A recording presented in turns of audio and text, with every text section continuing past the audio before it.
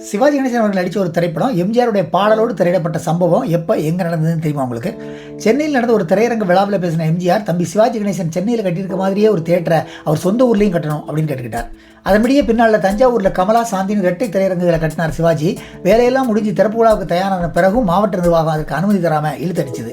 இதனால் சிவாஜி மன்ற தலைவர் சி வி சண்முக தலைமையில் சிவாஜி மன்றத்தில் ஒரு கண்டன பொதுக்கூட்டத்தை மாவட்ட நிர்வாகத்துக்கு எதிராக நடத்த செய்தி எம்ஜிஆர் அதுக்கு போக மறுநாளே திறப்பு விழாவுக்கு அனுமதி தரப்பட்டது.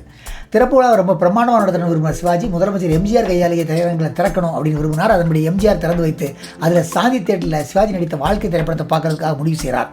படம் பார்க்க போய் அமர்ந்த உடனே ஒரு திரையில் ஒரு பாட்டு ஓடிச்சு. அது